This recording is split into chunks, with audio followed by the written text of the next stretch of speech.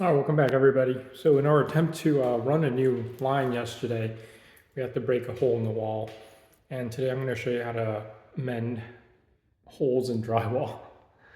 So with the tools that you see here, this should be 99% of everything we need to mend this wall. So I'm going to go do my best to go through it step by step with you. So the first step to any hole repair process is one to expose the area in question. So in our case, it's a hole about this size. And what we're going to do is we're going to take a brief measurement. It doesn't have to be exact, but we need to be close. Now ideally, when you have a rectangular or squared off hole, it's better because when we have to cut the scab piece, it's much easier to work with a rectangle or a square. So this is approximately 9 inches. So let's make it smaller. About 8.5 in one direction.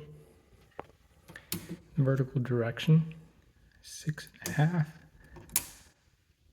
So 6 inches ought to do. So let's do a 6-inch piece by 8.5-inch piece.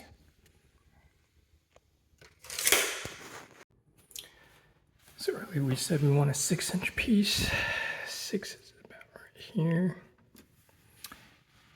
And because of the size of the panel, it's easier to just cut the entire length. So let's cut a 6-inch strip and then we'll measure out our 8-inch strip.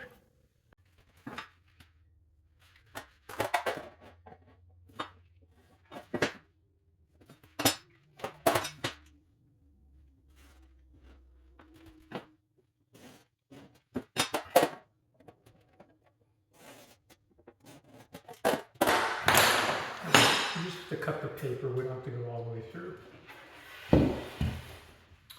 Just gonna like tap just the back.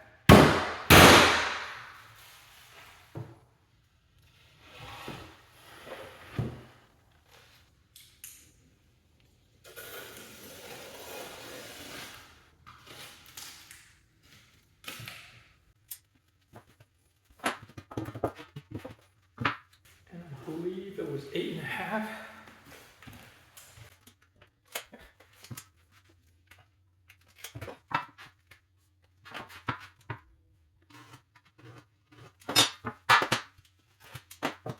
There's our scab piece. Okay, so now with our scab piece, we're going to go and place it over our hole. You notice that we have a little bit of a gap around the perimeter, but don't worry about that because we're gonna finish all that with compound. And the important thing is we have blocking back here where we could drill into. So something to keep in mind is where you have these Romex wires coming through, try not to drill there. So let's focus on the edge and right here. I think 3 screws ought to suffice in keeping this piece in place. And furthermore, we're going to be kind of gooping this up with a lot of compound. So that has, the gypsum has holding power, kind of like concrete. So that's what we're doing. Another quick take, just so we don't have to do a lot of cleanup here later, we're masking this off with masking tape, the electrical component. I couldn't really drill with both hands and hold the camera at the same time, so this is where the vertical stud was, and here's the horizontal blocking, and I kind of cheated towards the right a little bit. Broke the paper, but you know, I'm telling it's not going to matter in the grand scheme of things. So now we're going to fill in all this recess with compound and also put some tape and feather it in.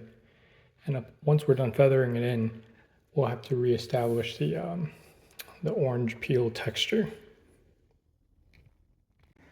So for those of you at home, we've mixed up a small batch of 20-minute gypsum all compound. Now you could just buy the pre-mixed stuff, but I prefer mixing it with the bags because I never know how much I need, and I found that this is less wasteful when I do it this way. But and also 20 minutes gives me enough work time, and also it dries quickly enough to where, yeah, so more to come. Okay, so we've finished our first rough patch. As you can see, we've taken the drywall piece, the scab piece, we've inserted in there, and we grouped it over with some compound. And the important thing is to make sure you have elevation is a little bit lower than the existing. Idea being, we're going to have to tape the seams later and do another lift. And when we do that, if there's too much, then it's going to look awkward. And that's why it's recessed a little bit. And yeah, so this is the first step.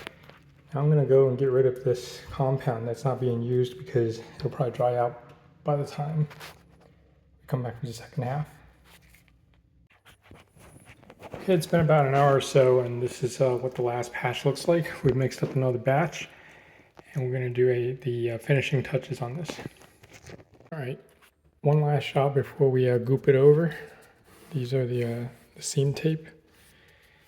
Normally we'd use paper, but you know, not feeling very motivated today. So, and the bottom again, we have it kind of masked off so that we would want to spend all day cleaning this. All right, so here it is, the hole's patched.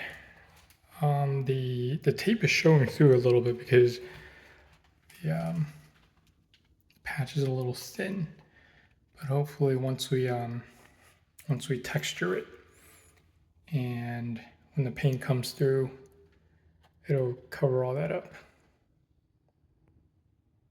Yeah. All right, welcome back everybody. So just to close up what we did here, we opened up a hole so we could run a new wire into this box, and as a result we had to patch the hole, but now this is a smooth finish, and this over here is a texture finish. This is called an orange peel, and so we're going to show you right now how we can reestablish the orange peel before we paint it, so that way it'll look consistent. And we're going to use this Homax Home Texture. And how this works is, the further away you are, the smaller the mist textured pieces. So we're gonna kind of keep it at a medium distance and kind of match the surrounding texture. All right.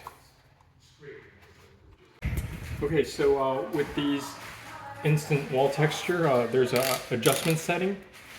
If you turn it counterclockwise, it gets finer, and then you turn it counterclockwise, it gets heavier, and clockwise it gets finer. So we're gonna just put it somewhere in between and give it a go. All right.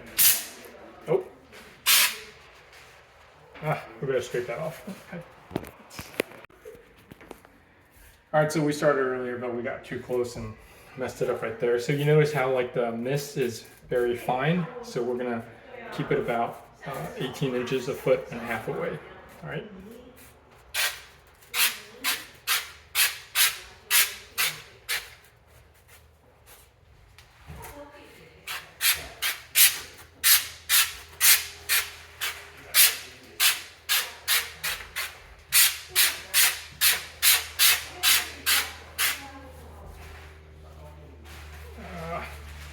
Just gonna get tough right here.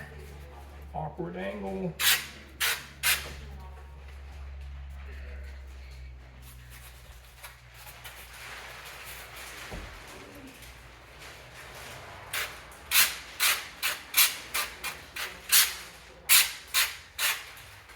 There. Now we're gonna clean this. All right, welcome back everybody. We are in Riverside, California. This is at my relative's house, and just wanted to document the landscape here. This is a very arid environment, desert-like, so it's actually ideal for solar projects, but you know, as you know, I'm not in California, so we work with what we've got in Florida, and yeah, it's good stuff. Highly recommend it if you're ever in the neighborhood. Riverside's a cool place to visit. All right, signing out.